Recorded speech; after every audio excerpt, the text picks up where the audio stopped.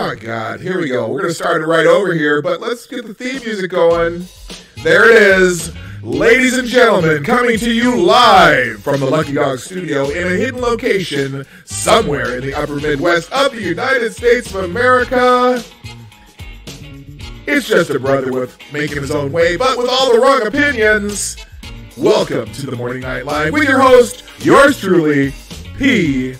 Dawg Night. Yes, I am playing. I know the music's still playing. I'm playing it on purpose. What, isn't it supposed to be playing? What did I do wrong? I want them. Yeah, let's play that music. Let's jam. Come on. Woo! Uh-huh. Yeah, let's go. Echo? Ah, echo. Well, let's fix that echo. Oh!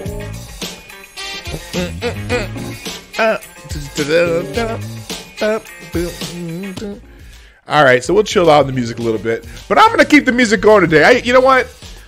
On Saturday night, I had some music going because I just was doing a kind of an impromptu stream, and what happened was I finally figured out how to use Hangouts along with the OBS that I've been using. And we had some music kicking in the background, and people kind of enjoyed it. I mean, there's only a couple people. I had to turn it down a little bit, but you know what? Yeah, let's let that music cracking. I like this. Let's go. We'll just jam to this for a second while I drink a sip of my reparations coffee. Yes. Ah.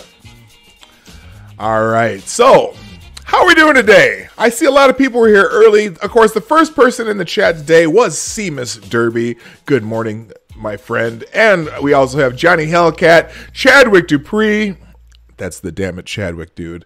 Wait a minute, where'd the music go? Here, let's kick some more music going. I'm ready to keep some music going here. All right, come on, here we go. Oh yeah, there we go. Oh, that's a groovy beat. Let's go. Good morning, Chadwick Dupree, Zombie Teddy, All You Need. Who else is in here? Maniac Man. And you know what? Let's just keep the tunes going. Is it a good sound? Is it a good sound level though? Is it too much, or do I need to turn it down just a little bit? Because I want to have a little background music today. Although we are going to turn it down for a couple things when we play some other videos. But I kind of like the music in the background. You know? What do y'all think? We'll try it for a day. If you absolutely hate it, you can let me know. But you know, I think it's kind of kicking. All right. So let's go today. We're going to start, as you know, if you happen to notice my title, it's called Beto Waxes. And I'm going to have to turn down the music for this one because this is really, really important. It was my mic. Oh, is my microphone louder today? No, I'm just talking louder. I'm just talking louder so you can hear me over the music. Am I too loud? I can turn. Let's see. No, I got my microphone all the way down. I'm just talking louder. Oh, wait, no. Yeah, I have the gain down. It's all good. I don't know. I'm just closer to it. I'm gonna stay close to it so I can use my smooth and silky voice. Because every once in a while, I gotta have that smooth and silky thing going. So we'll just check that out. Hey, one thing I do want to let you know too.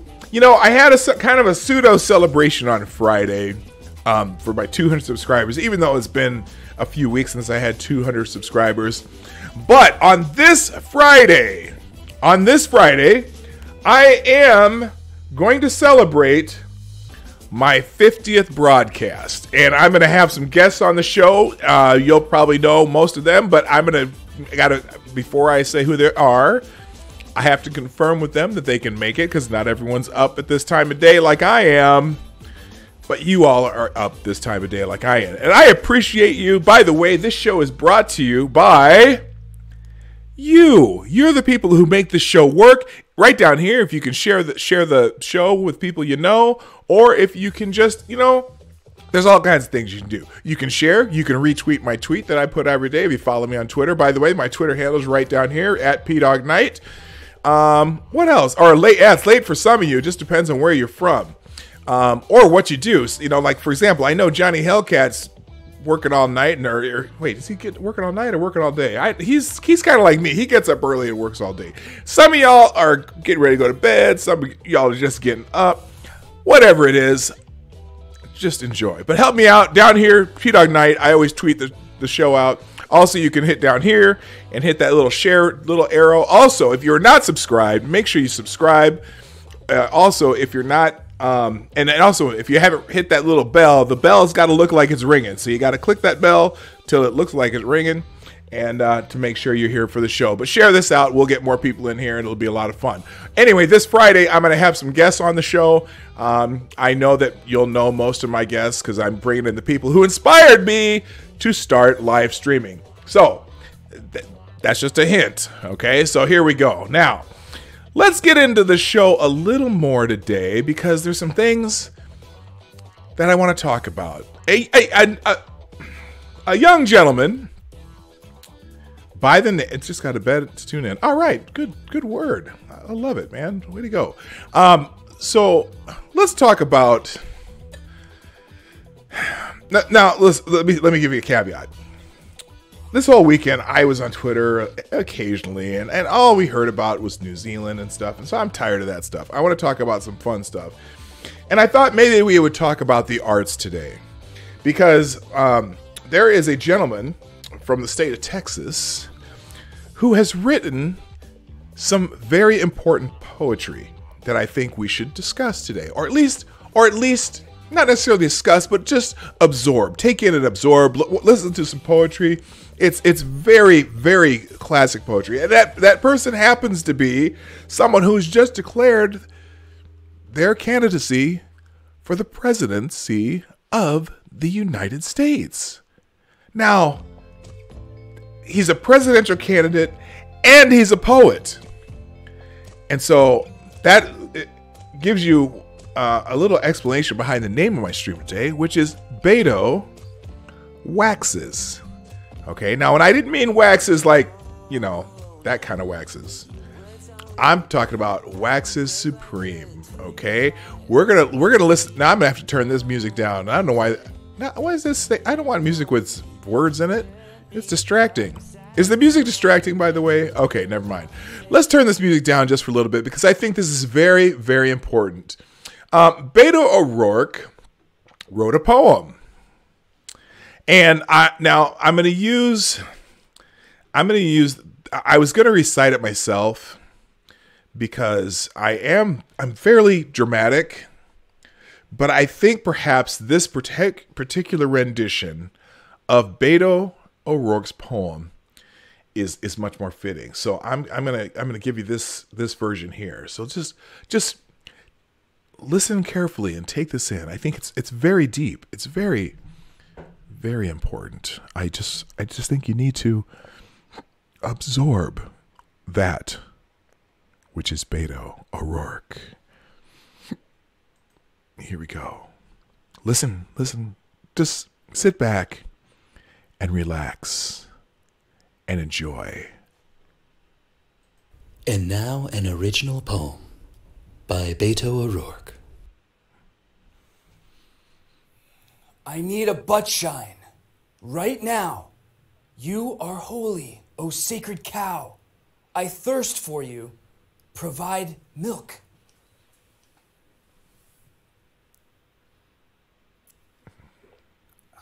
Buff my balls. Love the cow. Good fortune for those that do. Love me. Breathe my feet. The cow has risen. Wax my ass. Scrub my balls. The cow has risen. Provide milk. O milky wonder, sing for us once more. Live your life, everlasting joy. Thrust your hooves up my analytic passage.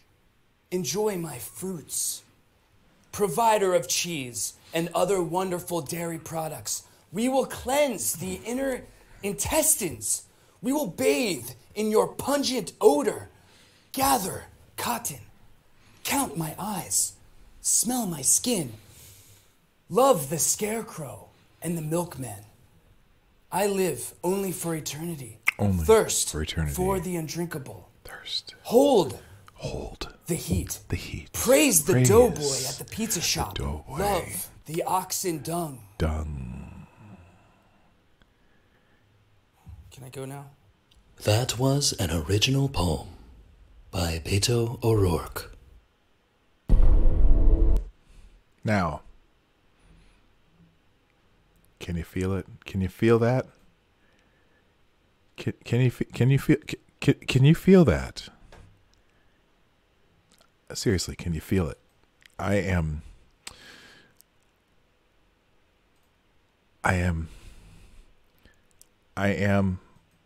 don't know what I am.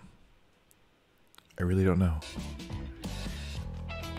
So, that was, oops, a little too loud. There we go. Little background music. That was deep. That was deep. Can you feel that? Can you feel that?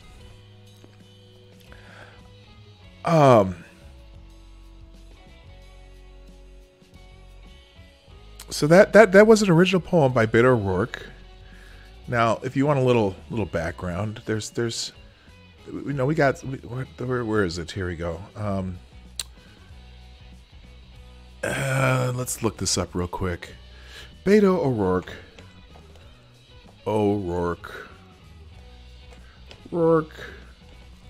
poem, and we'll look that up. So that was an original poem by Beto O'Rourke. Now let's just go. We'll just check out the article that has that in it, because it's very deep, and I just need to give you some background. So Beto O'Rourke recently unearthed membership in the hacking group Cult of the Dead Cow. Made out of earth included the edgiest sorts of hacking activity, but it did apparently include writing, murder fantasies, and exceptionally bad poetry. Writing under the now exposed pseudonym Psychedelic Warlord, the teenage O'Rourke appears to be the author of a poem entitled Song of the Cow, published in 1988 by CDC, Cult of the Dead Cow Communications. And it started with the words, "I need a butt shine." So here's the, the internet's forever, because it is. Even somehow this got, there's a screen grab of this, and here's his poem when he was part of this hacking group. Now here's an interesting thing about this story, and it's not just about the poem, okay? It's really not. The poem is kind of a secondary thing, but this thing about this hacking group, something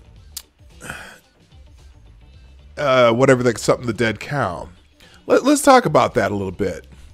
Reuters so apparently this hacking group did some things that probably might have been a little bit against the law at the time he was doing it, and apparently the news agency Reuters, who was doing a story on O'Rourke, kind of sat on some of this. So now this is from the Daily Wire. Reuters admits they sat on a bombshell Beto O'Rourke story for 2 years. Now you have to remember, Beto O'Rourke ran for the Senate in Texas against Ted Cruz. Now Ted Cruz is,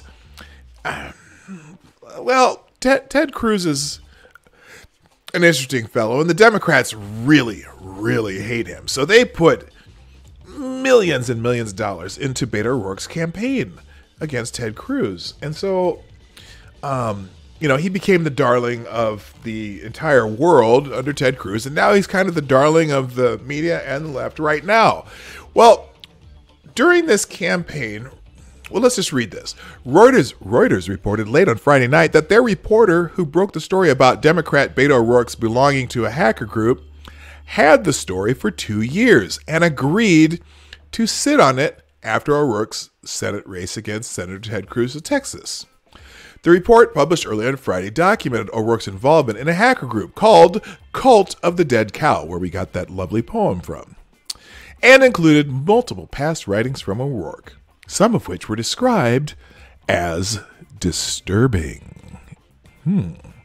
After more than a year of reporting, Joseph Menn persuaded O'Rourke to talk on the record, Reuters reported. In an interview in late 2017, O'Rourke acknowledged that he was a member of the group on the understanding that the information would not be made public until after his Senate race against Ted Cruz in November 2018. Now that's interesting because now here's what's interesting to me about this, especially because this strangely came out right after O'Rourke announced his candidacy for the presidency this time.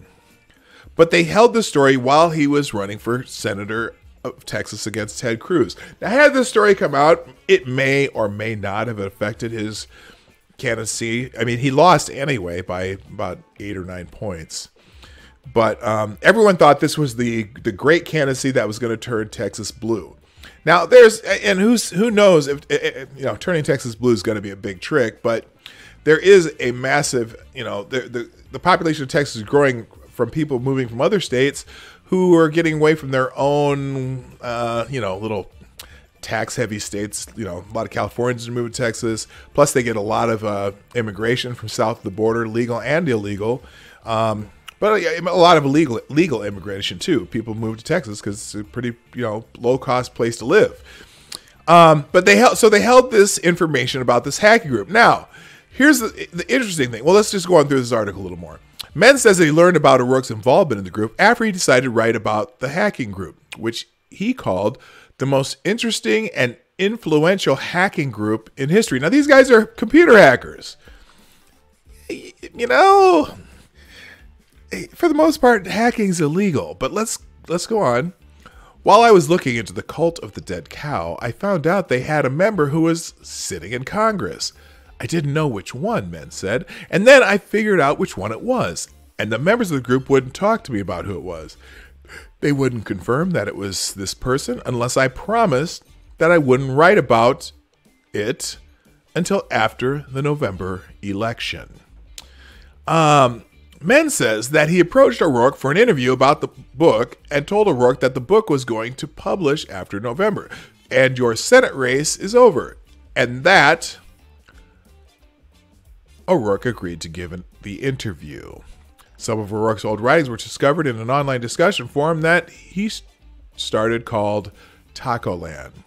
One particular piece of writing from O'Rourke's was especially troubling as he described mowing down children in a car, Reuters reports. Another T-file from O'Rourke, written when he was 15, and is a short and disturbing piece of fiction. One day I was driving home from work. I noticed 2 children crossing the street. They were happy to be free from their troubles. This happiness was mine by right. I had earned it in my dreams. As I neared the young ones, I pulled all my weight on my right foot, keeping the accelerator pedal to the floor until I heard the crashing of 2 children on the hood, and then the sharp cry of pain from one of the 2. I was so fascinated for a moment that when after I had stopped my vehicle, I just sat in a daze, street visions filling my head. That's some pretty sick shit. But again, this is a teenager. This is a young kid. It's still stupid. Or when he was 15. The other part of that is, we have all this hubbub about things that people were writing when they were young, and should they be held responsible for their writings when they're young? Well, I don't think they should. So all the stuff, or even if they weren't young, even if it's something 10 years old, Tucker Carlson's going through this. The dude who heads for Media Matters going through this. James Gunn went through this. A lot of people are going through this because suddenly,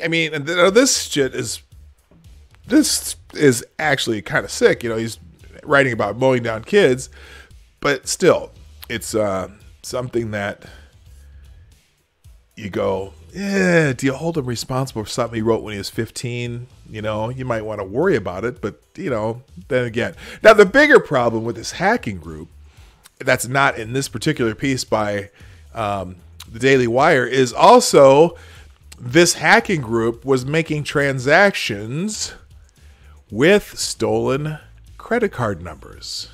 And, you know, there's no way to know if O'Rourke himself was the particular one doing this, but that was something that this hacking group was also known for. And so the fact that this reporter held this information, I guarantee you, if Ted Cruz were part of that hacking group or any Republican were part of that hacking group, this gentleman, Mr. Men, probably wouldn't have held that up. Yeah, the poem was edgy garbage. It's stupid, but ultimately harmless. Exactly. I agree with you 100% there, Maniac Man. Hey, good morning, Reason Vision. Nice to see you. So, you know, I just, you know, again, this is one of those things we're talking about something someone did that, whether it was when they were a kid or whether it was 10 years ago, you know, if it was 5 years ago, you know what? There's some things that I've changed my mind about in the last couple of years. And then there's some things that, you know, I did when oh my Lord. If people do some of the stuff I said and did in college, ooh, man. Oh my. I need a sip of coffee just thinking about it. All right. So let's move on a little bit here now that we're done with Mr. O'Rourke. And let's put this back up here. Make sure I click the right button. Ooh, there I am. Hello. Hey, everybody. I'm back. By the way, share, like, my Twitter down here. Just follow me on Twitter. Do all the stuff that you do. Oh, and subscribe if you haven't yet. I think most of you are already subscribed, though. All right, let's move on. So that's. Oh, wait, I have one more thing about Beto O'Rourke. Sorry, that wasn't the only thing. I have 3 stories about Beto O'Rourke because it's Beto waxes. Beto waxes supreme today. There's another article. Now, if you happen to be if you follow Twitter at all, now this is a this is the AOL and HuffPost article. The Republican Party yesterday. Now, I thought this was a little childish, but it's all in good fun. You know, so as you know, yesterday was St. Patrick's Day, and me being half Irish. Well, let's see, not half. I am 7/16 Irish. Me being 7/16 Irish, I enjoy St. Patrick's Day, and many of the Irish half of my family were sending text messages out yesterday and showing pictures of the Irish things that they were drinking. And I didn't drink that much yesterday, though. I was drinking margaritas instead of Irish stuff. But anyway, yesterday was St. Patrick's Day. And so the GOP decided to tweet this out. On this St. Paddy's Day, a special message from the noted Irishman, Robert Francis O'Rourke. Please drink responsibly. Now, I found some humor in a lot of things going on Twitter yesterday because people were laughing that if you're partaking in St. Patrick's Day, you are partaking in cultural appropriation. But let me remind those of you who were worried about cultural appropriation on St. Patrick's Day that the Irish love to share, so we don't care. And I say that we, as in the 7/16 of me that is Irish. Robert Francis O'Rourke, who goes by Beto. Yeah, on St. because he put out some message yesterday too about, or somebody put something about O'Rourke celebrating St. Patrick's Day, and everyone's like, well, wait a minute, I thought he was Beto. But anyway, it kind of, this little tweet by the GOP led to a bit of an uproar. So let's read this one real quick. The Republican Party honored St. Patrick's Day by sending a tweet mocking presidential hopeful Beto O'Rourke's Irish heritage. Now, there was people saying this was racist, which was the most funny thing I heard all fucking day, that they were saying it was racist, because remember, you can't be racist against white people. That's what I have always heard. Anyway, the tweet from the GOP's official Twitter account featured an image of O'Rourke's mugshot From a 1998 drunk driving arrest, the former Democratic representative was arrested at age 26 and given a DWI when he failed a breathalyzer test after losing control of his car and crashing it into a truck on an interstate. The mugshot in the tweet was photoshopped to include a cartoon leprechaun hat over his head and a placard across his chest that read, "Please drink responsibly." Along with the image, the GOP tweeted the message on this St. Patrick's Day, a special message from noted Irishman Robert Francis O'Rourke. When O'Rourke challenged Texas Senator Ted Cruz in the 2018 midterm election, Republicans often criticized O'Rourke for going by Beto, a child nickname that stuck, rather than Robert. Now, the thing that got to them is when they, from noted Irishmen, and they were saying that Irishman was being used as a slur. Now, this is just people who are just trying to find things to bitch about. I thought it was childish for the GOP to tweet this out, but it's not racist. And I just dumbfounded at some of the reactions. The message spread quickly on Twitter, with many users, even fellow Republicans, expressing their disdain for the tweet. Michigan Representative Justin Amish tweeted, "The GOP should do better and be better." Yes, it was very childish. But other users criticized the tweet. There's Justin Amish, "Do better, be better." John Weaver, this vile tweet is indicative of the bottom feeding by GOP led by this president, quote unquote, and his low traveling GOP chairwoman with Irish family members. As an American and a world citizen, this is an attack on all races.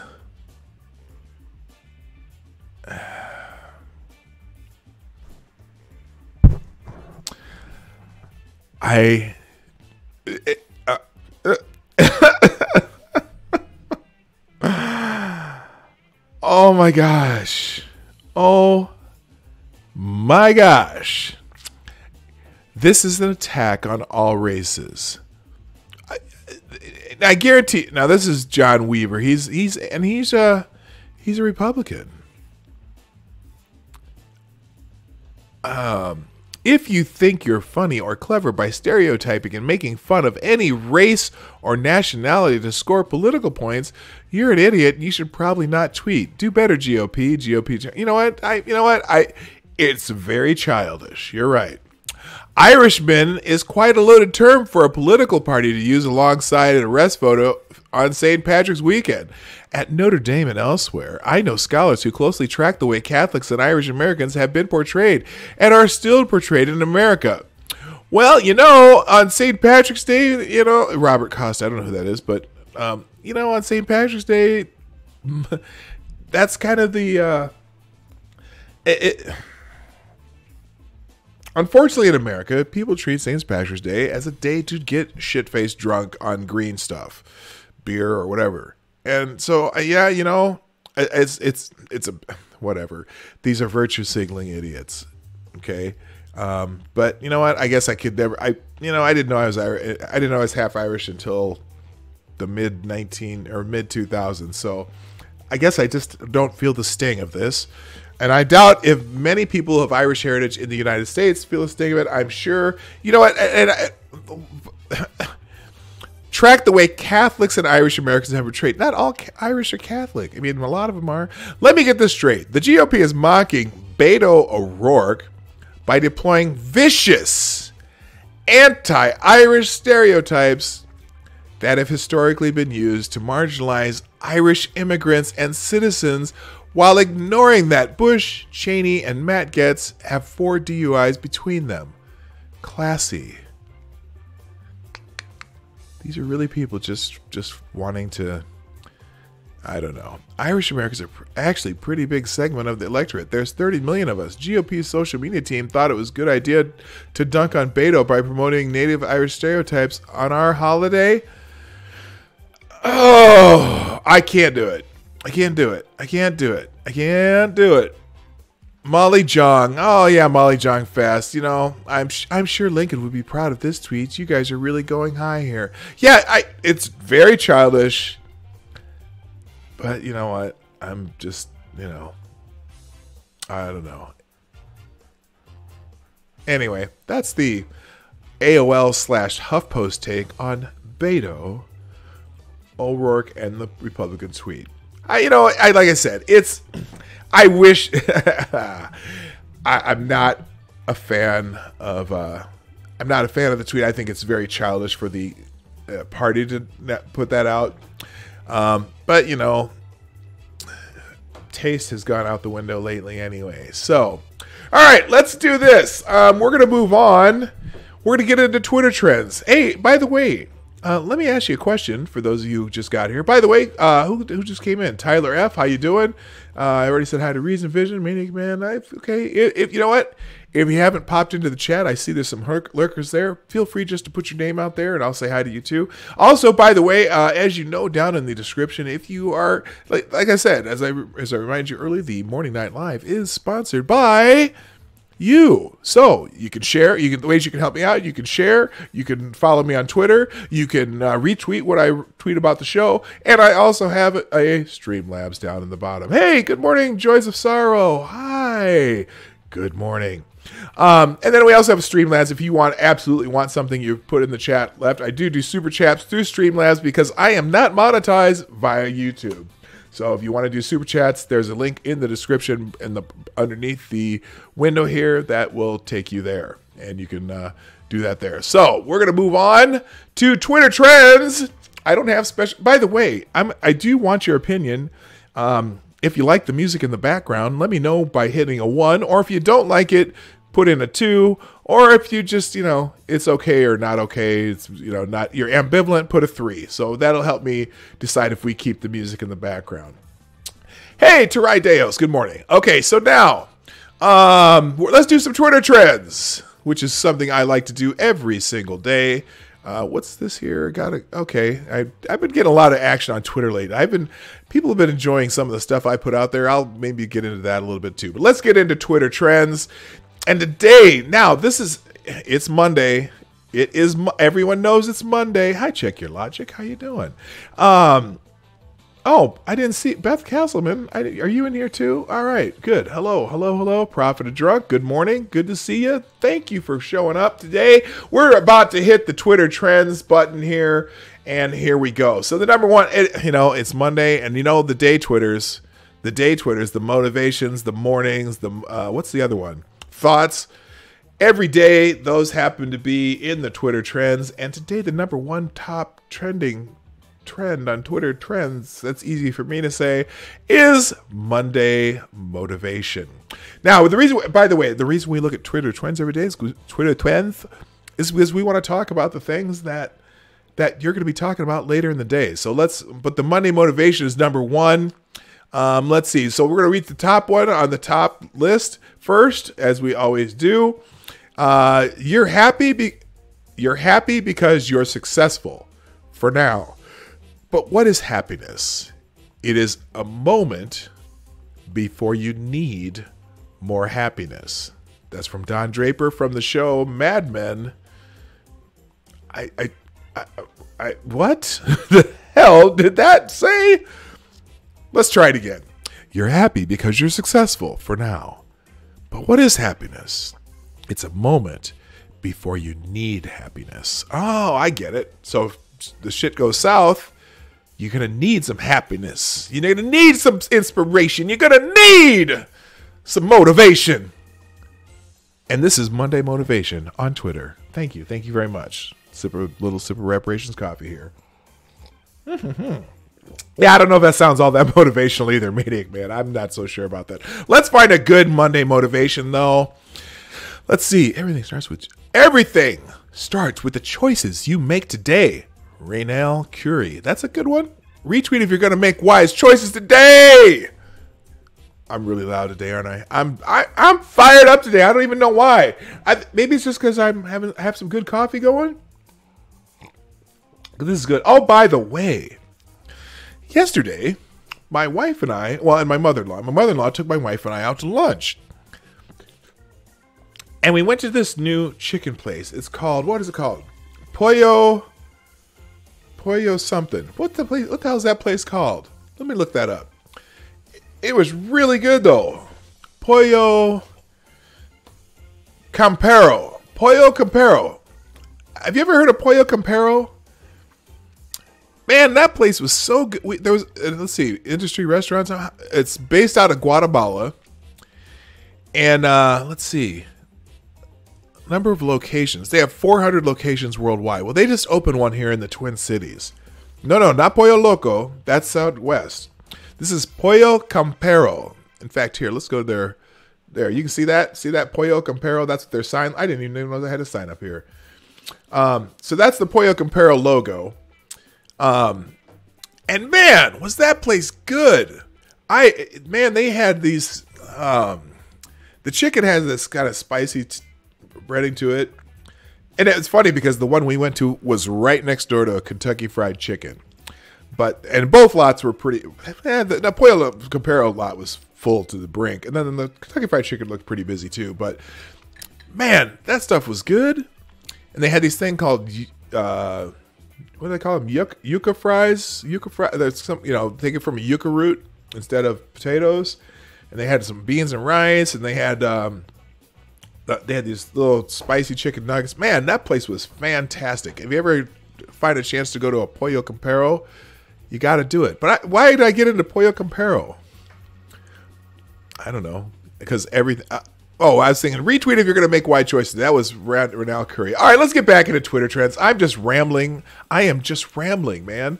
Let's go. All right, back into Twitter trends. So Monday motivation, that one was not too bad. I'm gonna leave that as our motivation of the day. Everything starts with the choices you make today. Renal Curry. All right, back. What's number 2? Now, number 2. This one's another one of those bummers, and I don't know if you're going to hear about. It's the number 2 trending thing. It was number 1 this morning before I had the show. But Utrecht. Unfortunately, there was another shooting in the Netherlands. A gunman opened fire inside a train in Utrecht in what's being treated as a potential terror attack. The city's mayor says that at least 3 people have died. Police have issued a photograph of the suspect. And then here, update 3, what we know about the shooting in Utrecht. The shooter is on the run. Authorities looking for Gokman Tanis. See tweet below. The mayor of Utrecht is talking about 3 fatalities and 9 wounded. Dutch Prime Minister, all efforts are focused on catching the suspect or suspects. Correction, the name is Gokman Tanis. I don't know. But anyway, here's Associated Press story. And this is the shooter. They did have an image of him from the train or whatever he did. The mayor of Dutch city. These are updates. The Hague. The latest on shooting on a tram in the Netherlands. All times local. The mayor of a Dutch city at Utrecht says that 3 people have been killed in an attack on a tram. That adds that a terror motive is the most plausible option.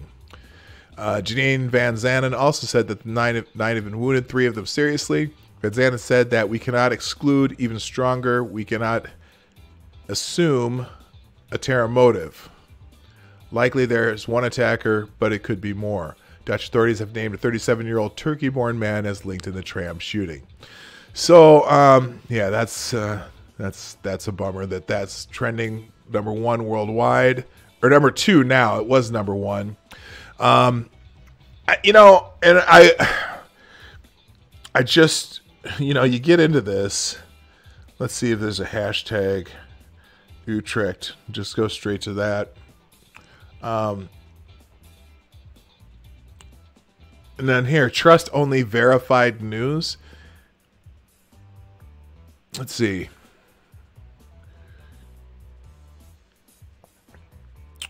Yeah, there's not. It's pretty much all just talking about the story. Here's. Then this guy, I hate seeing these reports from Utrecht saying possible terrorist motive. He shot at a load of people in a hugely public place. Of course, he's a fucking terrorist, regardless of color, religion, birthplace. Terror is terror. Thoughts are with those involved. I don't know. I just don't want to. You know what? This is just going to turn into another shit show of people know, I have to be very careful. You know, I consider the dickhead in New Zealand a terrorist because he specifically made out terrorist motives. I consider most attacks where a certain religion is invoked in the name of the terrorist attack because because it emphasizes certain political and religious motives.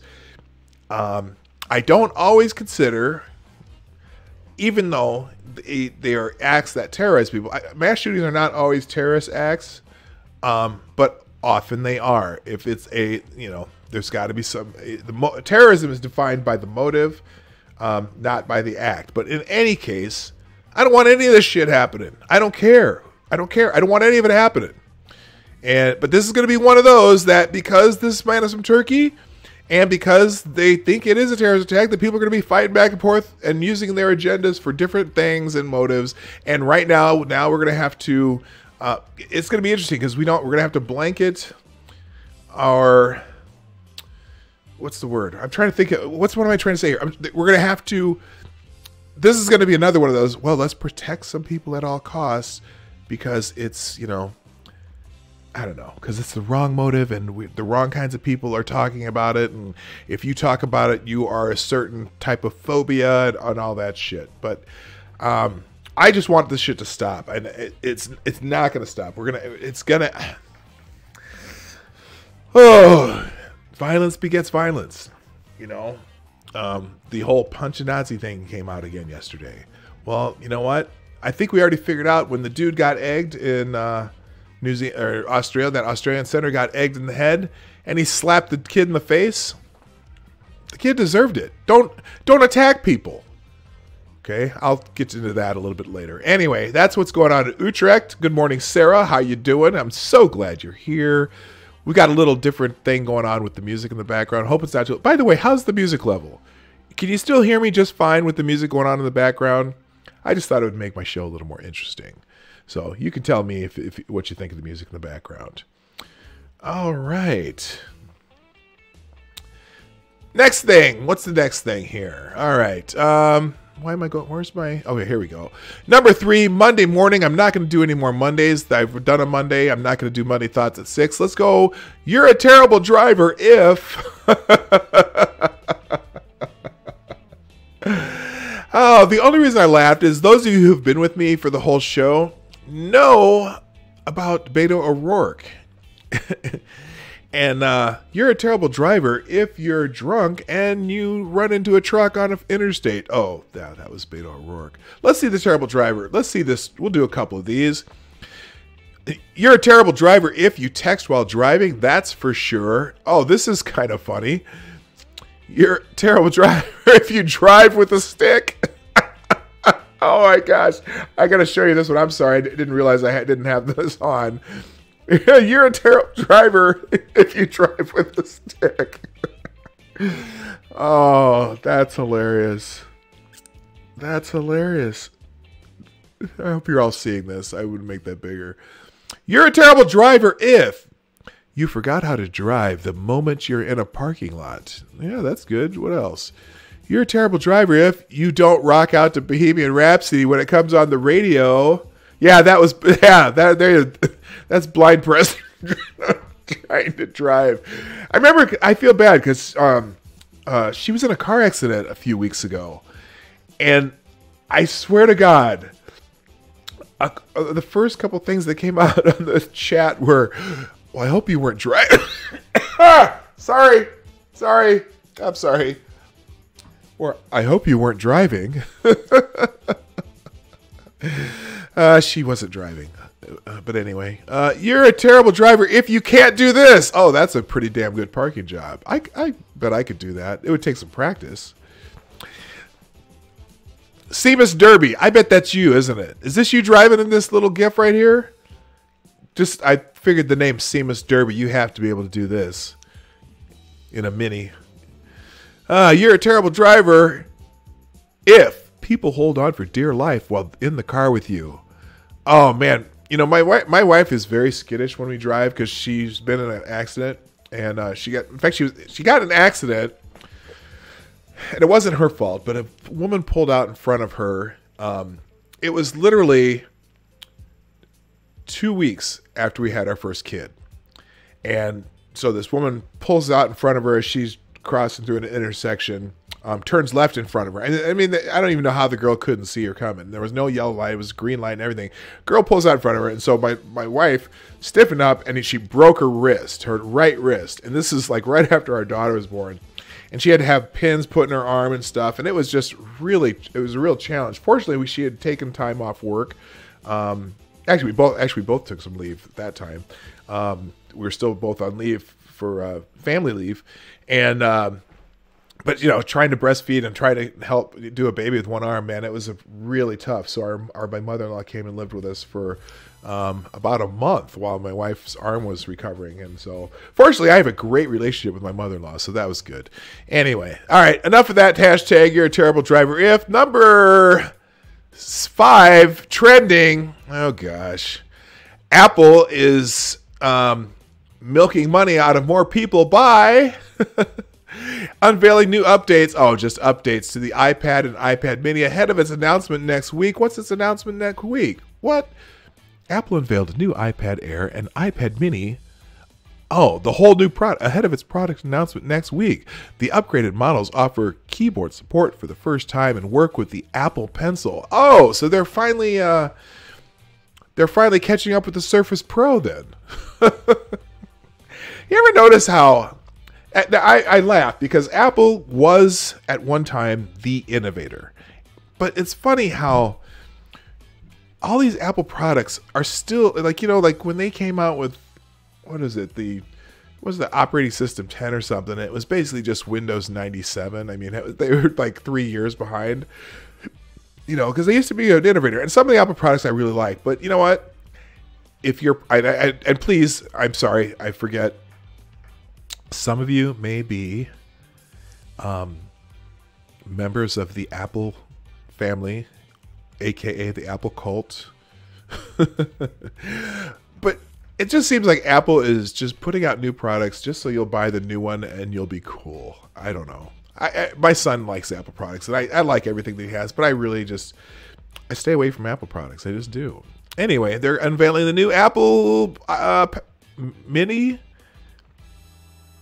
and the new iPad Air. Okay, just so you have more Apple things to have sitting collecting dust. Just when you thought the iPad Mini was dead, Apple revives and updates it. It now supports the pencil, just like my Note 10 or Note 9. Which Note is this? I don't know. I mean, I've been using Notes.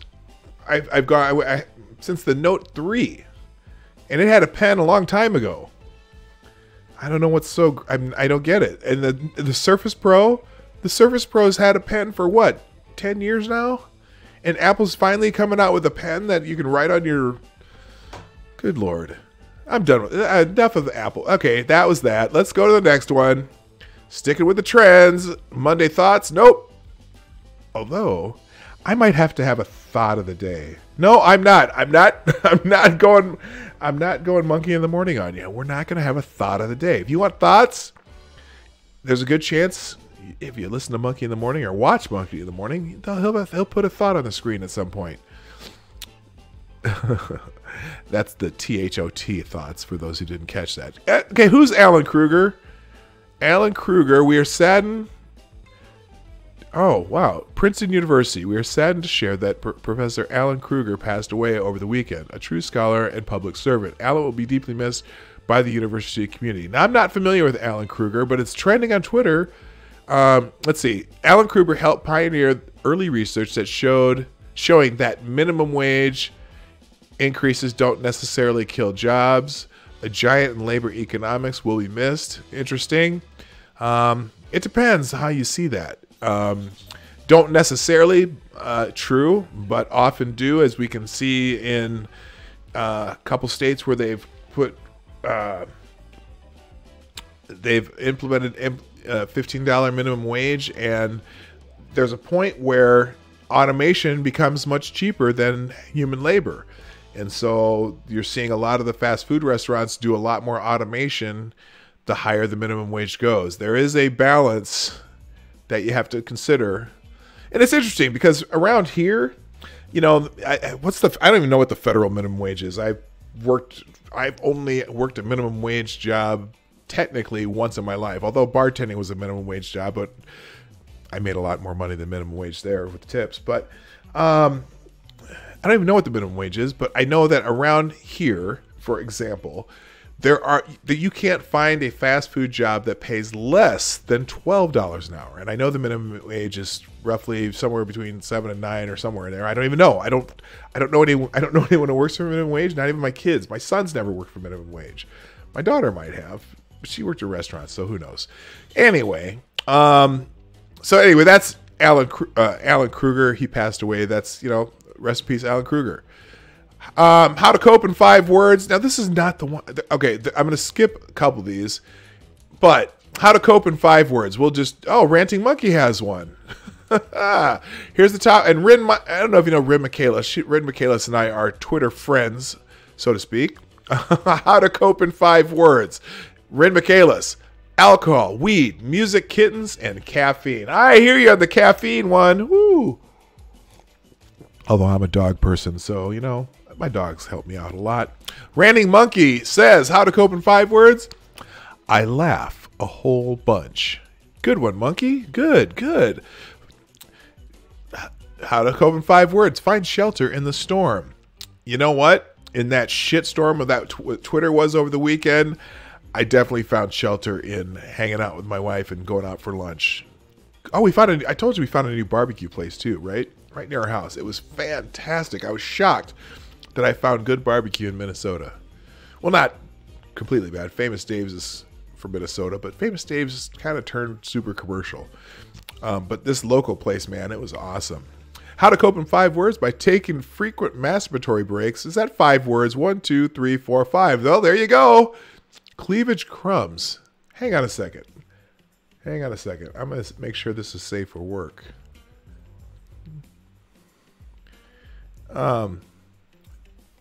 Okay. That's an interesting... All right. I was just curious. Never mind. It's a weird name for a... Whatever. All right, cleavage crumbs. Then we're going back to we're done with. Let's do one more. How to cope with 5 words. Laughter is the best medicine. Meanwhile, in Canada, by the way, I just figured out Della Hayes is from Canada. Della Hayes is not here today. Did anyone else show up while I was flipping my lips? Hi, all you need. You're here. Good morning. Chadwick, you were already here. All right, the gang's all here. All right, let's go to the next one. Carlos Santana. I don't think this is the musician one. Okay, this is Carlos Santana. He's got traded from or to the Phillies. Phillies traded away Santana during their off-season overhaul. Okay, I'm not going to go ahead. But, okay, now normally I don't click on the sports ones. However, this one, Haloti Ngata, NFL, he's a football player in the NFL, and I thought this was cool. So we are going to click on this one. Veteran NFL player Haloti Ngata announced his retirement atop of Mount Kilimanjaro.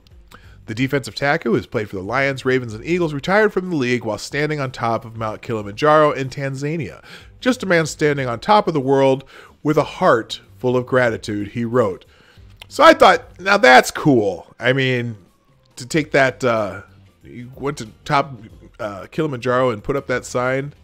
That's just cool. Does anyone agree? Are y'all still here? I'm glad you're here. All right. So that was pretty cool. Let's go on here real quick. Teenage fever? What? Trending with free smoke? What the hell's that? Why is that trending? Is this some... Okay, I don't know. I have no idea. Oh, 2 years since Drake dropped,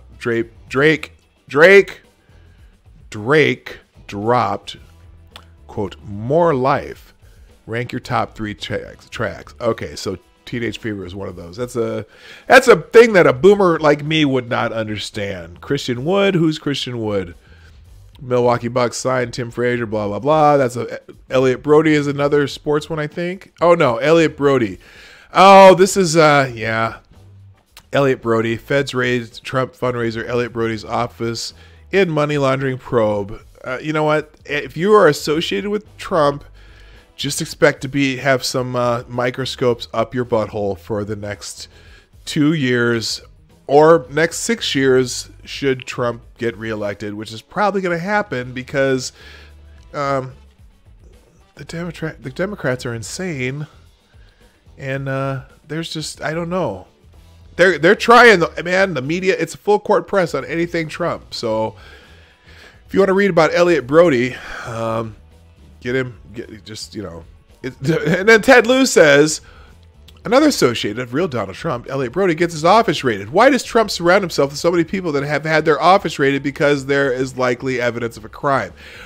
Well, they tend to they seem to be raiding everybody associated with Trump. So if as they say, who was it? J. Edgar Hoover said, you know what?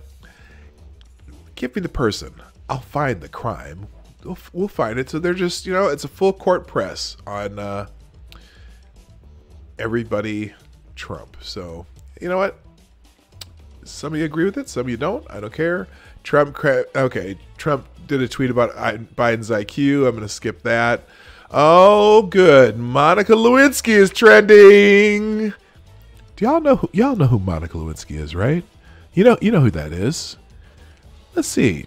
John Oliver and Monica Lewinsky addressed public shaming on Last Week Tonight. Oliver addressed the public shaming Lewinsky faced in the wake of her affair with then President Bill Clinton. The candid interview struck a chord with several viewers. Do I want to read this? I kind of do. Hi, Shiagrath. Good morning. Okay, so let's look at that. Now, this is a Time article. I don't, whatever. John Oliver did some self-reflection on Sunday night's Last Week Tonight as he discussed public shaming. My show makes fun of people all the time, he said. We are a comedy show. However, he and his team think a lot about who they might be making fun of and came to the realization that if they have a soul patch, then they don't care who the person is, even if they are private. What? The hell does that mean? They don't care even if they are a private citizen. However, Oliver admits that he has occasionally gone too far, like in the case of Monica Lewinsky, who in the wake of her affair with then President Bill Clinton, found herself becoming what she now calls patient zero of losing a personal reputation on a global scale. Oliver notes that his hands are not clean because on the 10th anniversary of the Clinton scandal at The Daily Show, Oliver ran an episode called 10 Suckin' Years, which he now admits was gross. Yeah, the vagina cigars and smoking those is kind of gross too, although it is quite innovative. While lots of comedians have since apologized to Lewinsky for their treatment of her, one who has not is Jay Leno. And according to Oliver, he may have been the harshest, using a fake Dr. Seuss book about her called The Slut in the Hat. This is ironic to Oliver because just last week, Leno stopped by the Today Show and he said he wished late night shows would go back to more civility. As a response, Oliver offered his own book, Oh, the Places You Can Go Fuck Yourself, Jay Leno. Wow, John, I'm pretty sure that, I'm pretty sure that you are just a teensy bit, liberal is a kind of redundant, but liberal with your views about certain people on the right when you are shaming whoever you shame. So,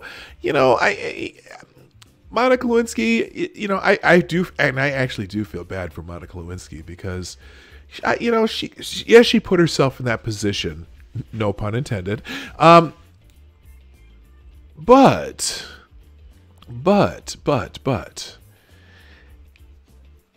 somebody who is supposedly the president of the United States should have known better and probably should have discouraged what was happening. So, yeah, she's dumb and young, and if she was a man full of cum, but she's not, but she's still full of cum anyway, if you know what I mean. And whatever, she, I still feel bad for her. Now, I think it's, the fact that here's what I think should happen. And it probably is kind of happening because her book sells pretty good. And she has a stream of income from certain things that she does. But just, and in fact, she probably makes more money because of that than if that had never happened. But it still has to be rough to be that person. You're the butt of a joke for the rest of your life. And that would have to suck. Anyway, the article goes on. That said, not all public shaming is bad, Oliver acknowledged, particularly when it's pointed at racists or when it can increase accountability if a powerful person is behaving badly. Take Fox News Channel's host Tucker Carlson, who Oliver described as the answer to the question, what if the sound thud grew a face? Oh, that's hilarious, John. That's hilarious. You are one funny MFer. Had said, Tucker had said some controversial things as a guest on a radio show a few years ago.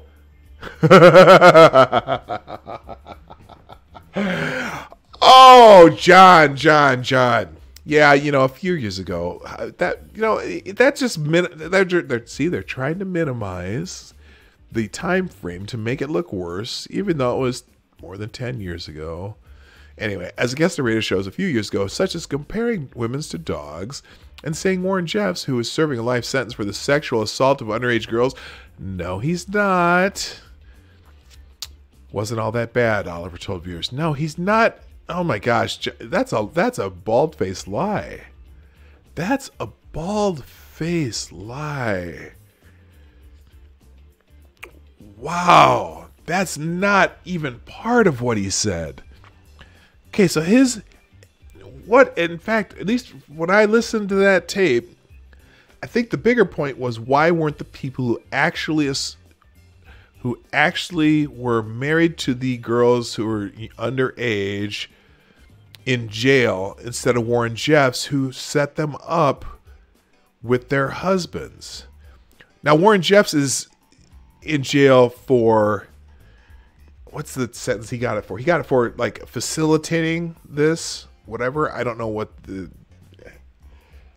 but anyway, and Carlson's point wasn't that he wasn't that bad, but why is it that the people who actually did the act, why aren't they in jail too? But anyway, Carlson refused to apologize. The public shaming kicked in on Twitter with trending hashtags like boycott Tucker Carlson, fire Tucker Carlson, and Tucker Carlson on Shroomba, whatever Oliver quipped, admitting the last one technically was not trending. But I have this weird feeling it will be in 20 minutes or so. Whatever. Okay. So anyway, Monica Lewinsky's trending because she was on John Oliver's show. Yippee skippy. All right. Okay. Any of these others interesting? Let's see. Now, it's funny. Let's see if any. I'm going to refresh this and see if any of these changed. Yeah, the Mondays moved up. Utrep's already going away. Interesting. We have a shooting in one city. Of course, there's only 3 dead and 9 wounded. But it's funny how quickly this is dropping down the trending list. Oh, Alan Kruger was also an Obama economic advisor. That's why he's important. But still, you know what? I'm not going to disparage him. It's too bad that he has passed away. All right, that's enough for Twitter trends today. Hey, ladies and gentlemen, how are we doing? Are we hanging in there? You know what? Let me see what's going on in the chat here. Don't forget, share the stream here, Twitter here, and down there somewhere is the Streamlabs. If you want to absolutely have something read, let's go backwards in time a little bit and see what we got. Oh, P-Dog, still go vote though. Still go vote. Oh, what was that about? I'm not sure. Oh yeah, a Mini Cooper, a Cooper Mini, a Mini Cooper. It's a Mini by Cooper. Cooper's the auto companies. Nope, I drive a Super R. Oh, dude, I love those things. The WRX. Those are nice. Those are they're sneakily fast. The 4-wheel drive W. See, now that's a derby kind of car. Derby, Seamus Derby, driving a WRX. Y'all know what those are? That's basically on Top Gear. I think they did one of the fastest runs on that Top Gear course. If you're familiar with the show Top Gear, they do they test all these cars along their speed course, and the WRX was one of the top rated or top speed cars. They're fantastic driving cars, especially for like those old not British, but the European road rallies where they drive through all over the place. Those cars are badass. I went on about 15 seconds on a WRX car. Okay. Thank you, Sarah, for putting my Streamlabs link in the chat. I appreciate that. I'm not a fan of any of the Clintons, but the whole thing was stupid, just like the Russian shit. What is that? Compared with other presidents done, that wasn't so bad. Oh, yeah, there's a whole bunch. I don't really care that, that all that happened between Bill Clinton and Monica Lewinsky is something that happened between Bill Clinton and Monica Lewinsky and Hillary Clinton. That's their business. But, he did lie under oath, and they went through the impeachment proceedings. I thought it was, I don't know. Back then, I really didn't even care. I was just like, dude, what are you doing? Why, now, it's funny now, as people look back on it, especially the intersectional crowd, Bill Clinton's not as revered as he used to be just because of that. So, and maybe that's a good thing. I don't know. All right, let's check out today's headlines. I've got a few, and then we're gonna get out of here. Oh, by the way, here's one though that I had this weekend that I'm going to bring up again, because I thought this was fascinating. In fact, I gotta find a second article here on this because what's this guy's name? Is anyone here familiar with a gentleman named Morris Dees?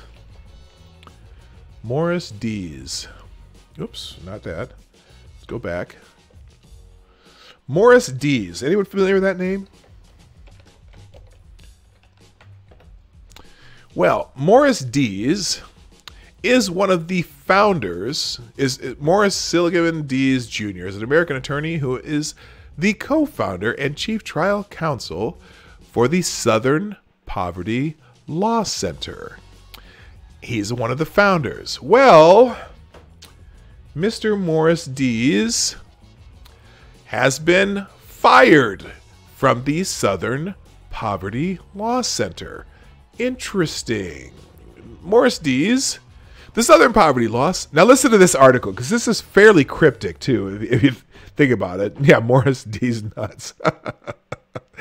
Anyway, this is fairly cryptic. Now, this is from the Alabama News Network, but this is how a lot of the articles about this are written. It came off one of the wires, I think the AP. The Southern Poverty Law Center has announced it has dismissed founder Morris Dees. SPLC President Richard Cohen announced Thursday that Dees' employment was terminated. The statement did not elaborate on the reasons, but said the organization is committed to ensuring the, quote, conduct of our staff reflects the mission of the organization, end quote.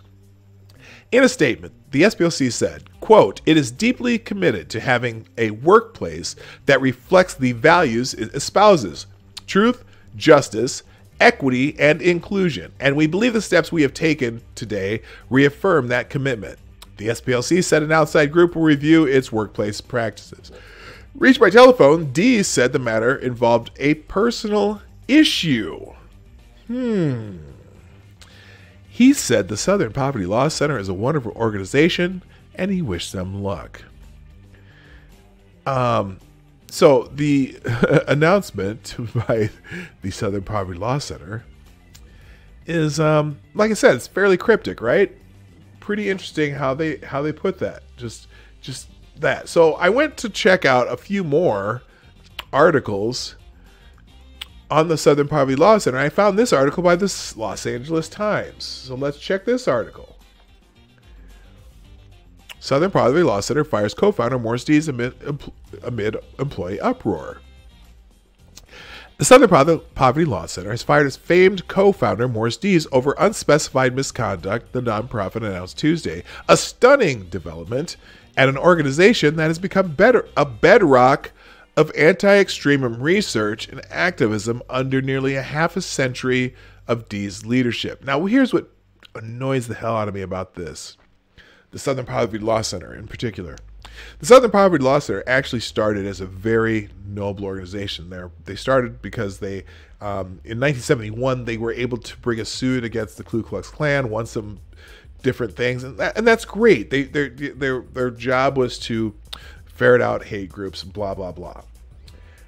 But what it seems to me it's become the Southern Poverty Law Center necessarily raises funds because of its mission.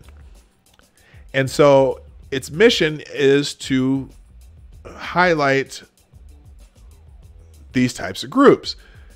But then what they do is they constantly increase the definition of what these groups are, and so that they can say, okay, there's more and more and more of these groups, and then they can raise funds off it.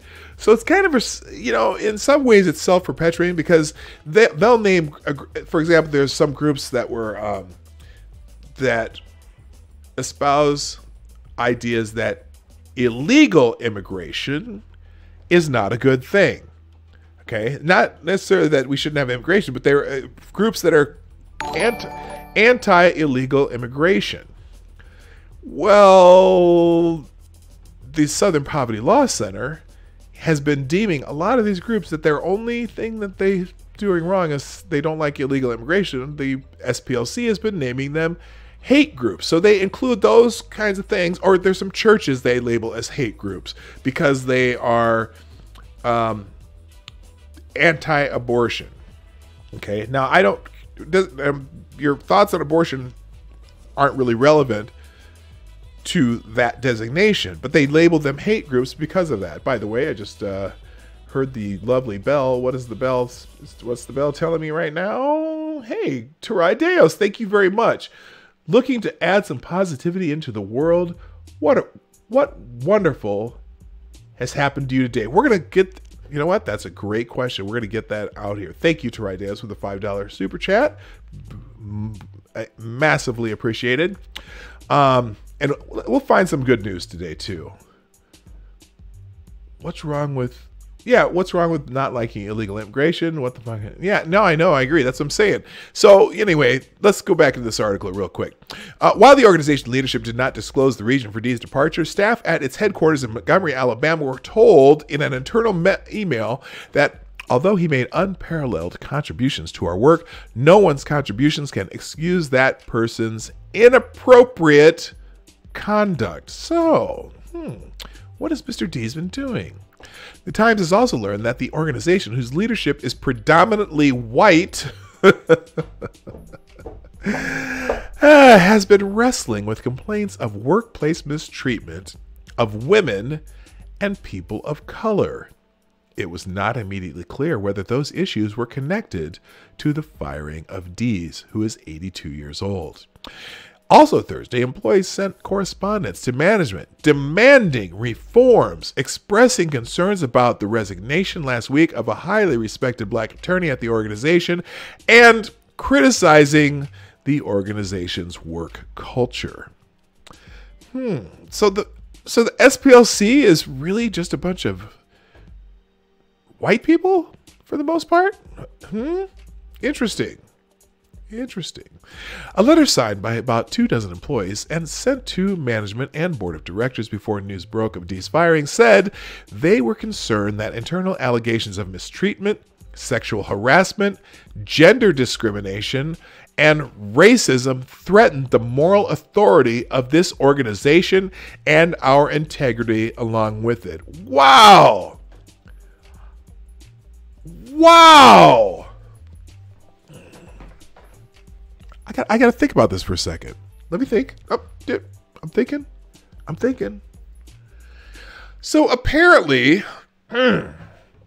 the Southern Poverty Law Center needs to designate as a hate group the Southern Poverty Law Center. Oh, now, I'm going to repeat this. The Southern Poverty Law Center was founded with what I think is an important mission. And I believe in the original mission of the Southern Poverty Law Center to make people aware of groups that, just whatever they do, they espouse hate. I consider the Southern Poverty Law Center a sunshine type of group, putting sunshine on things as a disinfectant. However, the Southern Poverty Law Center has turned into an arm of political clout that I do not appreciate. And they're not all bad, but man, a lot of the stuff they do is just, a lot of it's BS. But I don't disagree with their original mission. In a public statement, Richard Cohen, president of the SPLC, announced that an outside organization would be hired immediately to conduct a comprehensive assessment of our internal climate and workplace practices to ensure that our talented staff is working in the environment they deserve. One in which all voices are heard and all staff members are respected. So these were a bunch of This is so ironic. It's amazing. It's amazing how ironic this is. That this group that calls out everybody else probably should be calling itself out. Dees co-founded the Southern Poverty Law Center in 1971 and gained fame by suing members of the Ku Klux Klan, which resulted in the anti-hate organization's office being firebombed. What? Wait a moment. What? Oh, the SPLC, they're off. So, wait a minute. Gained fame by suing members of the Ku Klux Klan. When was that? I'll open that link there. Which resulted in the anti-hate organization's office being firebombed in 1983. Yeah, the Klan bombed their offices. The son of a white tenant farmer in Alabama, he cut a swashbuckling figure as a Klan-busting attorney in the Deep South, drawing scorn in some mainstream corners for his showmanship and his prodigious fundraising abilities. Yeah, that's the Southern Poverty Law Center is all about fundraising now. But I may show you one of those reports one of these days. I pulled one out and I'm like, what? Anyway, which he had honed in his previous life as a millionaire direct mail marketer.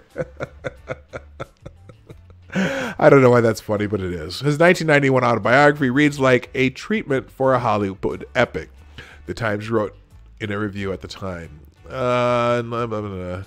In less mainstream quarters, Dee's name is loathed by white nationalists and other far-right groups that have been targeted in lawsuits or published research by the Southern Poverty Law Center's staff of lawyers, analysts, and undercover operatives. In recent years, some of the conservatives have accused the center of casting too wide a net, defining what is a hate group. Well, of course they have.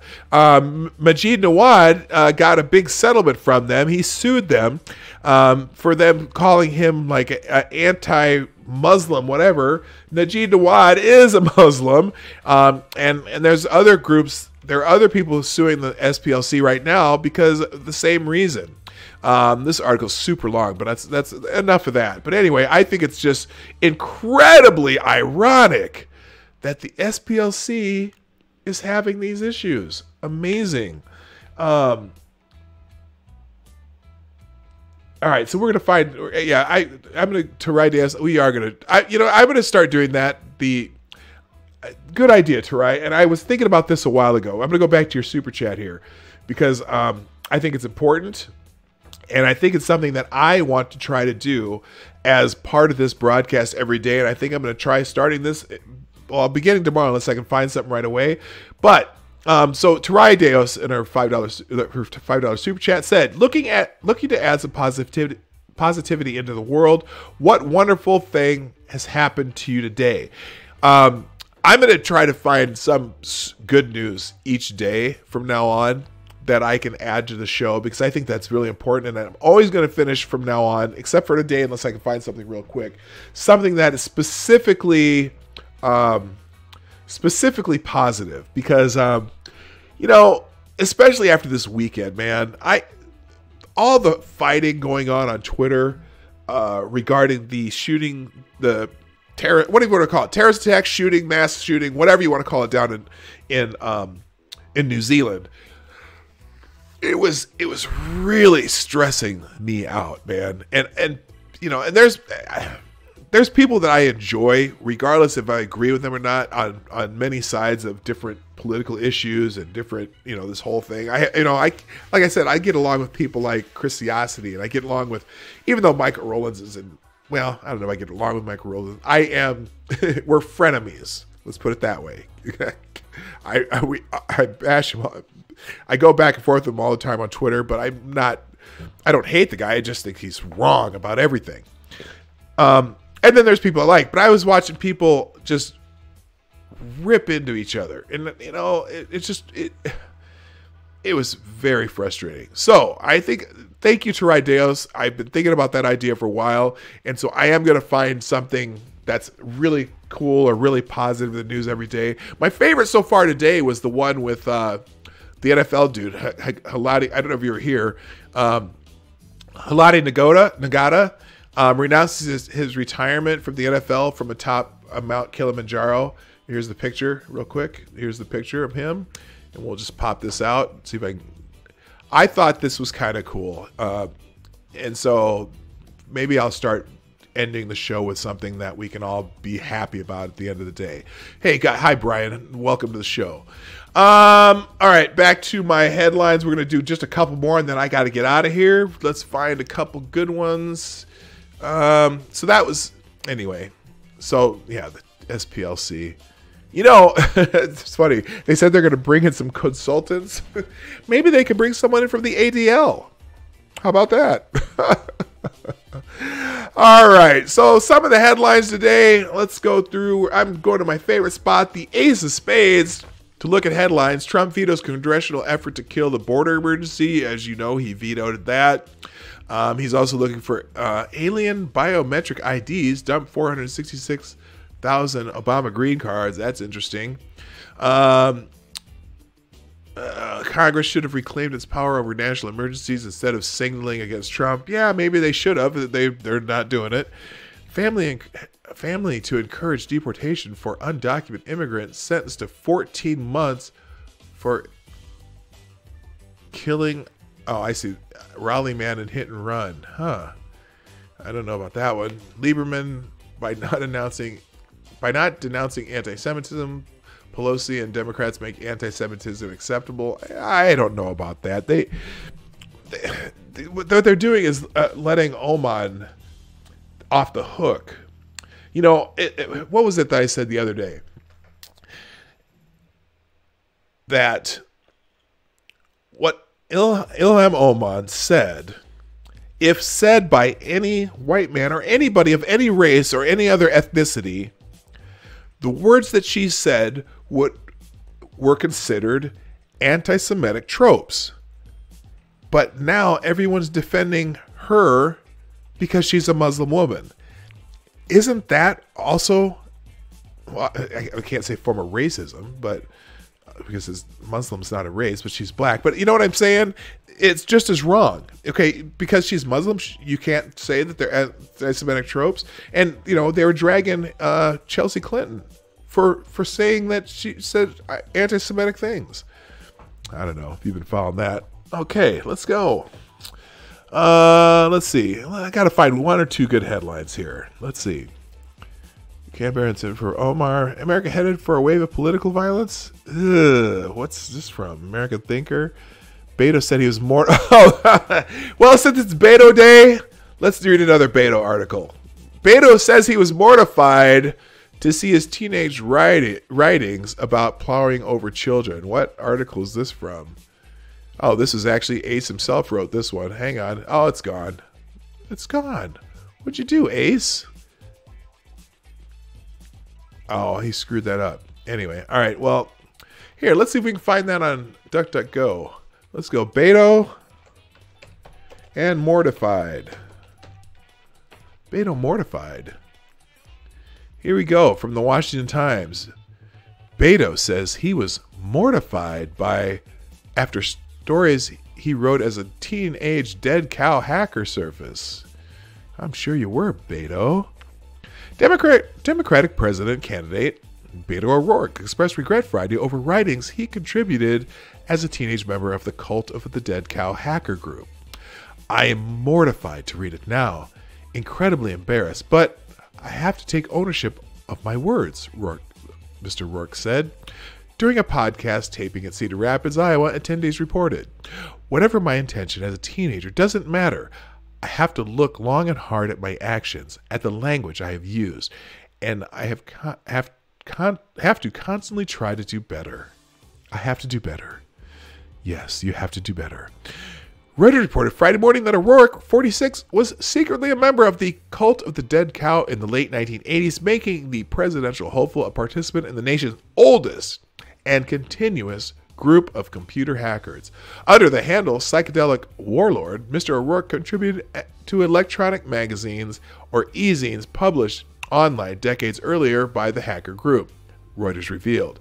His submissions subsequently surfaced later Friday, and including a story he wrote when he was 15 that involved driving a car into a group of children. As I near the younger ones, I put all my weight on my right foot, keeping the accelerator pedal on the floor until I heard the crashing of two children on the hood and then the sharp cry of pain from one of the two, reads an excerpt. I was so fascinated for a moment that when after I stopped the vehicle, I just sat in a daze. Sweet visions filling my head. Mr. O'Rourke described the writings Friday as really hateful, really bad stuff, the Texas Tribune reported. Funny though, it never came out during the Texas Senate race. It gives me an idea that somebody in the Democratic Party doesn't want O'Rourke stealing too much thunder. You know, kind of how they kind of cheated Bernie Sanders. I mean, I don't know if you're familiar with that, but they cheated Bernie Sanders in many primaries. And you know what? Had they not cheated him in the early primaries, he might have had some momentum and been the nominee. Not that I'm any big fan of Bernie Sanders, but I think what the Democratic Party did to him was bullshit. Anyway, but here's the thing. Formed in 1984, the Cult of the Dead Cow made waves in the late 1990s when its members released a hacking tool, Back Orifice, that enabled users to remotely access computers running vulnerable versions of the Microsoft Windows operating system. There's no indication that O'Rourke ever engaged in the edgiest sorts of hacking activities, such as breaking into computers or writing code that enabled others to do so, Reuters reported. Yeah, but you know what? That's the hacking group that was stealing shit and using other people's credit card numbers. So, you know what? That might have had a impact on the Texas Senate race, but you know what? O'Rourke lost anyway, and now he's running for president. He's running for president. If you know what I'm doing, because he just has to. You know, he looks like he's trying to. It's so funny when I watch O'Rourke speak. It always looks like he's directing traffic because his hands are constantly this and there and going like that. And you got to watch him sometime. It's almost kind of funny. It looks like he's trying to take off. All right, let's see what else we got. One more headline, and then we're going to move on. Let me find one good one. Let me find one. Is there anything good news? Any good news? Let's see here. Oh, Neil deGrasse Tyson returning to National Geographic following assault investigation.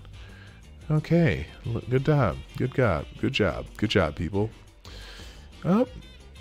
Oh, what? Michelle Barack and the college admission scandal. Do I even want to read that? I don't think I do. Prager, if your child came home from a college as a leftist, you know what? My kids are surprisingly neutral on a lot of things. I wouldn't say neutral, but I think they tend to think a little more like me than I thought they would after they left school, especially my daughter.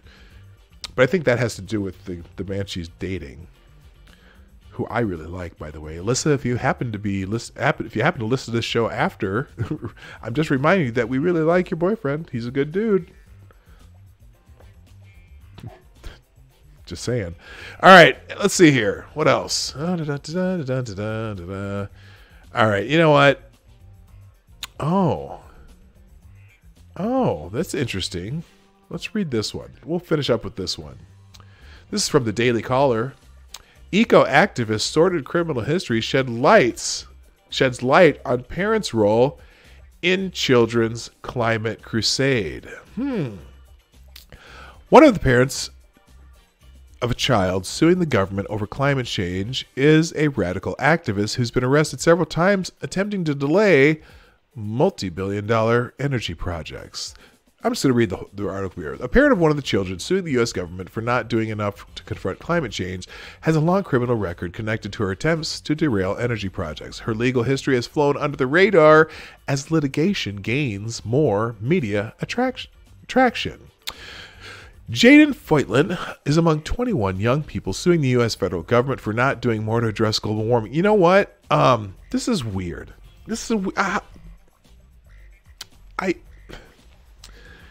So a lawsuit suing the government for something that hasn't happened yet. So suing the government for something that is hypothetically going to happen in the future. No matter how much you think that it's going to happen in the future, it's something that hasn't. How do you sue something for something that hasn't happened?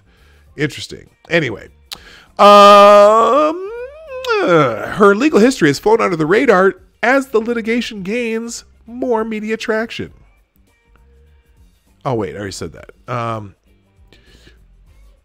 Media reports discussing Jaden's story have not fleshed out the role her mother, Sherry Foytlin, played in a growing anti-pipeline movement. Sherry has been arrested at least 3 times during direct action protests, according to copies of her arrest records obtained by the Daily Caller News Foundation. Sherry's become a major actor in the environmental movement, opposing a number of pipeline projects over the past 8 years, including the Dakota Access Pipeline, the DAPL. She is focused on scuttling the Bayou Ridge Pipeline in southern Louisiana, even as the project nears completion. Many of Sherry's protests and arrests have been caught on video and used to promote her demonstrations. She can be seen in online versions of resisting arrest, arguing with government authorities, and refusing to leave local sheriff's office after claiming Louisiana officials were bought by big oil. Sherry's group, L'Est La Vie, I don't know how to pronounce that, or Water is Life, for instance, claimed on Facebook to have successfully shut down an October 2018 Energy Transfer Partners shareholders meeting in Texas using various direct action techniques. Sherry has an arrest warrant out in her name for disrupting that ETP meeting. Raina Rall, a public information officer in Dallas County, told the DCNF she was initially charged in October 2018 for disorderly conduct, Rall confirmed, but a judge reviewed Sherry's case and determined in February that her attempts to derail the meeting, which was chaired by ETP CEO Kelsey Warren, was a misdemeanor. So imagine that. The kid's lawsuit is by someone whose parent is a major activist. Sherry's story is unusual in that the Louisiana native was originally a supporter of the energy industry. She advocated for the end of Obama's moratorium on offshore drilling following the Deepwater Horizon oil spill. Sherry told U.S. senators during a rally in 2010 the drilling moratorium would mean her family could lose their home, as Sherry's husband at the time worked on an oil rig. Sherry's daughter began targeting oil companies fewer than 5 years after her mom's foray, as Elmer Fudd would say, into political activism. So, and that's 60 Minutes interviewed the daughter, March 3rd, about a lawsuit she and others are bringing against the federal government in regard to limiting fossil fuel extraction on federal lands. Jaden told CBS's Steve Croft floods near her Louisiana home convinced her of the need to file the lawsuit. So, you know what? I don't know that. I don't know how that could. I don't know how a lawsuit like that could succeed. It seems like a long shot. You're suing. You generally have to sue for something that happened, not that it could happen. And I suppose if you sue to stop a project that's going to destroy something else, it's a lot of, for example, a lot of big projects digging have anything to do with digging often are stopped because some rare endangered species found to live in that place. But I just don't get it. What's up, Diesel Dave? How are you doing, man? I see you there. Okay, so anyway, that's that's the headlines for today. Hey, you know what? I want to find something positive before I go. So, in fact, here's what you can do. Here's a mission for you all. Those of you who follow me on Twitter, that'd be fine. Or you can send it to you by email. My email is pdognight@gmail.com. It's the same thing. So my Twitter handle right there, pdognight. Or you can email me at pdognight@gmail.com. If you have a positive story, you can send me on whatever days you want to send them. That way I can make sure that I finish with something positive. Tarai Deos, thank you for the $5 super chat via Streamlabs down below. And also thank you for that great idea, because I've been thinking about that for a couple weeks now, that sometimes we end on such a downer that I don't want to ever end on a downer again. So I'd really want you to send me any sort of positive story that you can find. It can be, about an animal rescue, or it could be about something cool that happened or whatever. From now on, we're going to end on a positive story. I really like that. In fact, what I'm going to do, sometimes, let's do this. I'm just going to try this. I'm going to hit DuckDuckGo here with positive news. Let's find one positive news. Oh, there's a whole website called Positive News. I'll be darned. Okay, let's see. Let me find this one. Let me find this. Now, these are all about gardening, and this is that's not what I'm looking for. You just sent me one. Okay, Sarah, we're gonna use Sarah's. All right, you sent it by Twitter, right? Here we go. Oh, this is cool. I love this story. All right, this is what we're gonna finish on today. So if you haven't seen this was so cool. It's on. It was on Twitter a lot, but let's look at the news story. 6-year blind piano prodigy from Ohio goes viral for Bohemian Rhapsody cover. This was so cool. We'll play this today. Yvette Ray Manus is a 6-year-old piano prodigy from Dayton, Ohio, who not only taught himself to play piano by ear, but he's also blind. The moment he could pull himself to reach the piano, he was playing the melody to Twinkle Twinkle Little Star, Yvette Ray's mom, Sarah Moore, told CBS News. That was when he was just 11 months old. But Yvette Ray has since gotten a piano teacher who helps him learn new techniques on classical tunes. Music is in my body, Moore said. He's really practicing on performing now music is in his body, Moore said. He's really practicing on performing now. Since his talent is so amazing, people are asking him to perform. One of his upcoming events includes a performance for a Ronald McDonald House fundraiser in April. He also performed for the entire faculty and staff of Centerville, Ohio schools.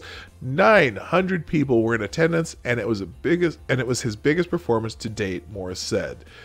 Yvette Ray's final first viral video was one in which he asked mom to send his songs to superstar Adele. She was Abbott Ray's favorite singer at the time, and the cute video of the boy asking mom to text Adele spread like wildfire online. It was even picked up by local news. But Yvette Ray loves to perform Queen and the Turtles. The Oscar-nominated movie Bohemian Rhapsody intrigued Yvette Ray, who did his own cover of the title song. It's the latest video to go viral for the young piano prodigy. Here, let me turn down my music, and we're going to listen to Yvette Ray do a little Bohemian Rhapsody. So we'll click this down real quick. Boom, that's off. There we go. Let's go. Let's listen to Yvette Ray. Where'd it go? Here we go. All right. So this is first. We'll do a couple. Let's do the Bohemian Rhapsody. Here we go. Hello guys, so today I'm going to be playing you Bohemian Rhapsody, and it goes like this. Ready? Is this the real life? Is this just fantasy? Caught in a landslide, no escape from reality. Open your eyes, look up to the skies and see. I'm just a poor boy. I need no sympathy because I'm easy come, easy go. Little high, little low. Anywhere the wind blows, doesn't really matter.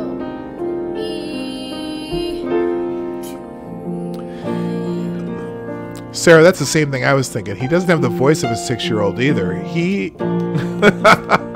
Johnny Hellcat, that's terrible. What amazes me about this, he... Put a gun against his head. Pulled him out to rigor, pulled him out to rigor, pulled him out to rigor, now he's dead. Now, most of the clips I see only show the parts where he's on, but the thing about his voice is that he is very, very much on pitch. Life had just begun, life had just begun. But now I've got it thrown it all away. Mama,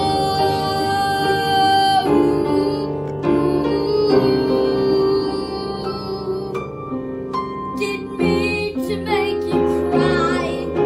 If I'm not back again this time tomorrow, carry on, nothing really matters. All right, so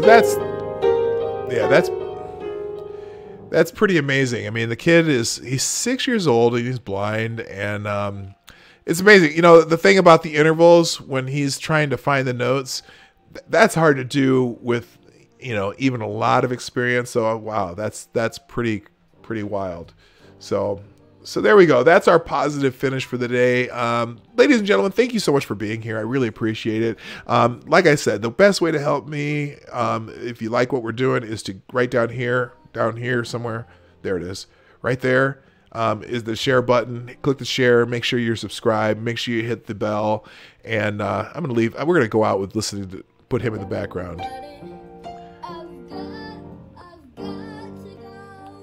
We'll go out with Yvette Ray. You know, follow. Make sure you subscribe if you're not. Hit the bell if you haven't done that.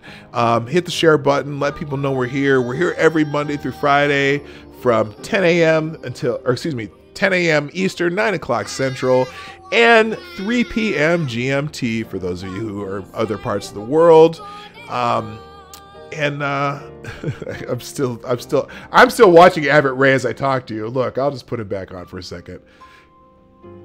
I want to hear how he gets into the other part. Let's just finish this out.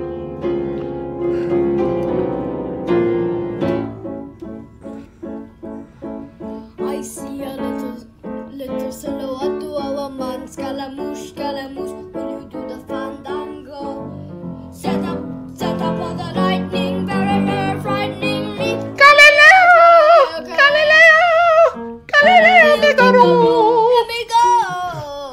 boy. Here's the poor boy, nobody loves me. Here's just a poor boy from a poor family, sparing his life when his roots cross our team. Also, with those little hands, it's pretty amazing that he can reach notes.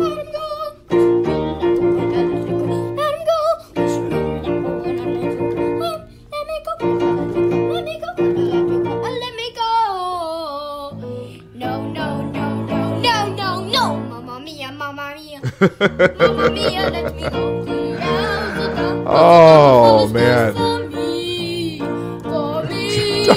Don't give him my day job. You're right. I can't do that. Oh, now he's jamming. Look at him go! So you think you can stop me and spin my eye? So you think you can love me and leave me to die? Oh, baby, can't do this to me, baby. Just gotta get out. Just gotta get right out of here. Catch it on, let's go. Oh, okay.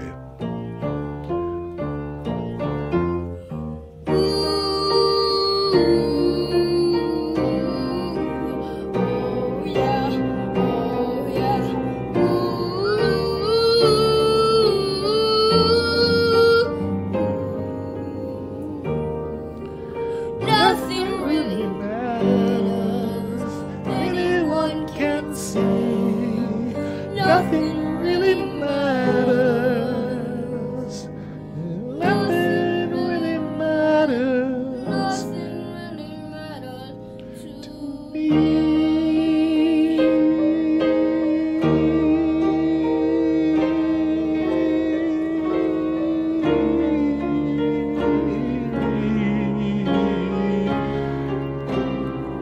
All right, so there we go. A little bit of a.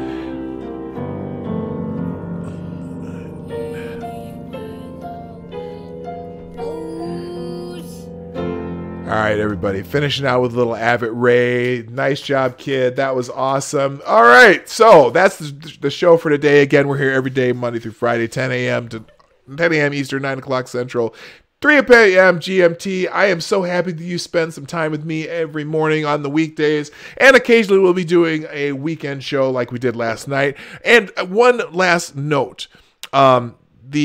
Just a little note about our programming this week. On Friday, I'm going to be celebrating my 50th broadcast. I can't believe I've been doing this for 10 weeks straight without a miss. So, like I said, I'm going to have some guests on the show that have inspired me to do this broadcast, this live stream thing. So, and I'm sure you'll recognize some of the names. I just got to verify that they can make it, who can make it that day.